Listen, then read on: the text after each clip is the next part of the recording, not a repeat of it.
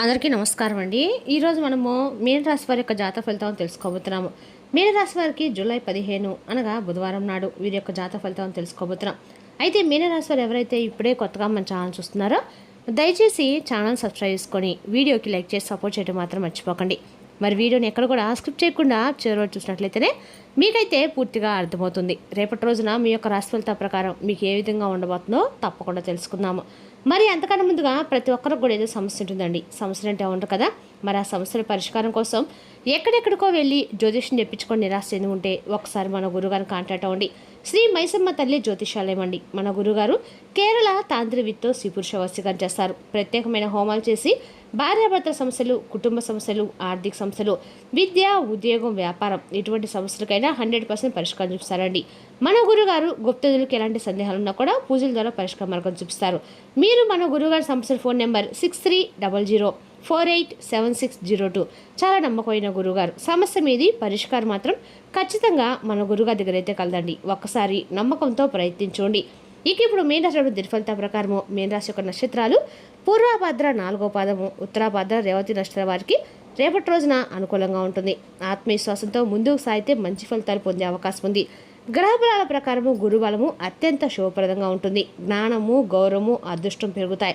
చంద్రబలము మనశ్శాంతి, కుటుంబ సౌఖ్యాన్ని అందిస్తుంది. బుధబలము ఉద్యోగం, వ్యాపారం, విద్యా రంగాల్లో పురోగతి కలుగుతుంది. శుక్రబలము ఆర్థిక లాభాలు, కుటుంబ ఆనందము పెరుగుతాయి. శనిగ్రహ ప్రభావం వలన కష్టానికైన ఫలితం లభించే సూచనలు అయితే స్పష్టంగా ఉన్నాయండి. ఇక పరిహారాల పరంగా ఉదయం శ్రీ మహావిష్ణువు లేదా దత్తాత్రేయ స్వామిని ఆరాధించండి. ఓం నమో నారాయణ మంత్రం 1 నిమిషాలు జపించండి. పసుపు రంగు వస్త్రాలు లేదా శనగపప్పు దానం చేయటము శుభప్రదము. మేనరాశి వారికి శ్రీ మహావిష్ణువు మరియు దత్తాత్రేయ స్వామి ఆరాధన అత్యంత అనుకూలంగా ఉంటుందండి. విష్ణు సహస్రనామ పారాయణము లేదా దత్తాత్రేయ స్తోత్రం చదవడం ద్వారా శుభ ఫలితాలు కలుగుతాయని విశ్వసిస్తారు.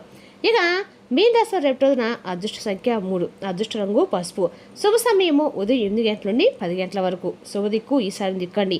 ఇక రేపు రోజున మీనరాశి వారికి ఉద్యోగం, ఆర్థికం, కుటుంబ, విద్య వంటి రంగాల్లో అనుకూల అవకాశాలు అయితే కనిపిస్తున్నాయి. ఓర్పు, సానుకూల దృక్పథంతో ముందుకు సాగితే మంచి ఫలితాలు పొందే అవకాశం అయితే స్పష్టంగా ఉంది. ఇక రేపటి రోజుకు శ్రీ మహావిష్ణువు ఆరాధన విశేష శుభాన్ని కలిగిస్తుందండి.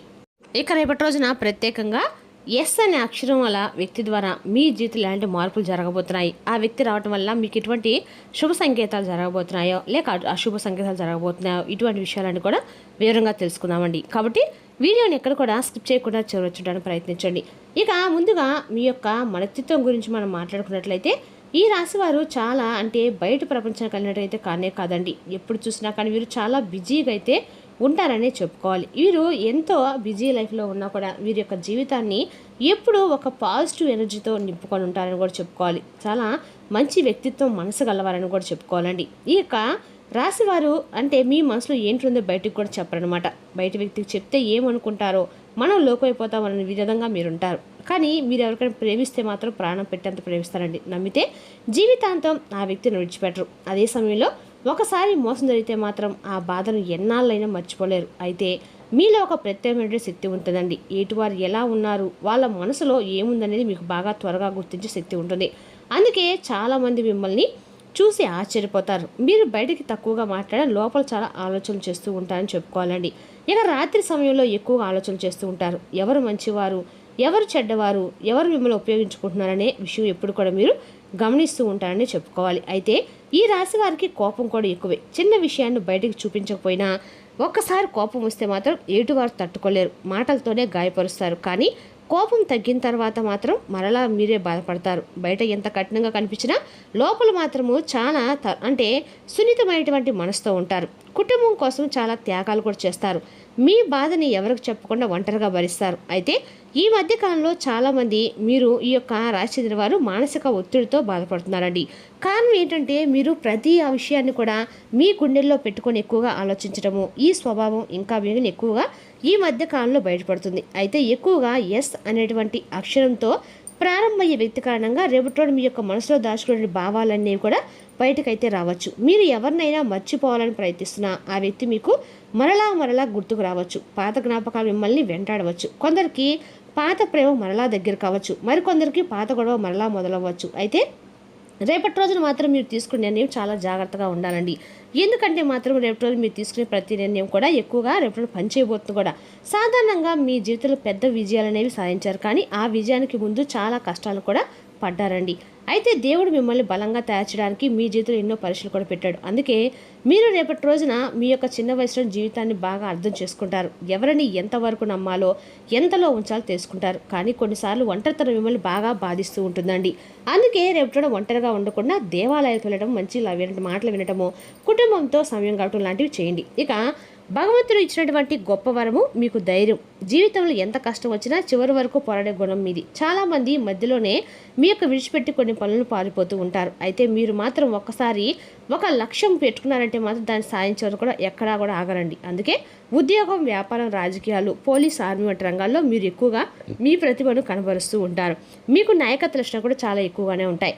ఎక్కడైనా సమస్య వస్తే మాత్రం ముందుకొచ్చి పరిష్కారం చూపిస్తారు. ఇంకా మరొక గుణం కూడా ఏంటంటే మీరు ప్రేమించిన వారి కోసం ఏదైనా త్యాగం చేస్తారు. కుటుంబాన్ని చాలా కాపాడుకుంటారు. తల్లిదండ్రుల పట్ల గౌరవం ఉంటుంది. బయట ఎంత కఠినంగా ఉన్నా ఇంట్లో మాత్రం బాధ్యతగా ఉంటారు.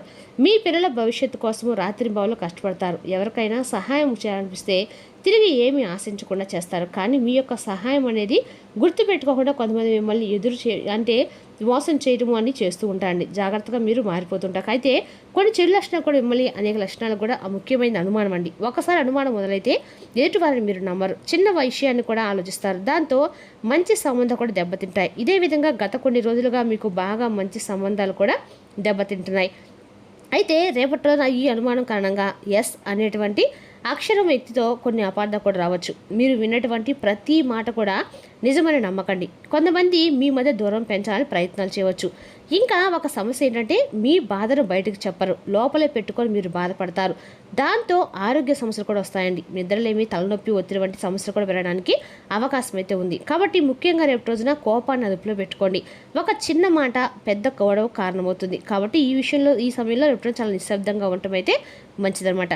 ఇక మీకు డబ్బు సంపాదించినటువంటి ఎన్నో రకాల అవకాశాలు రేపటి మీ తలుపు అయితే తట్టబోతుందని చెప్పుకోవాలి. కానీ డబ్బు నిలవకపోవడం కూడా జరుగుతుందండి. కారణం ఏంటంటే కుటుంబం కోసం ఎక్కువ ఖర్చు చేయాలనుకుంటారు. కొన్నిసార్లు తప్పుడు వ్యక్తుల్ని నమ్మి నష్టపోతారు. కాబట్టి ఎవరికి కూడా రేపటి మీరు డబ్బును అప్పుగా ఇవ్వకండి. ముఖ్యంగా ఎస్ అనే అక్షరంతో ప్రారంభమయ్యే వ్యక్తి ద్వారా డబ్బు విషయంలో జాగ్రత్తగా ఉండండి.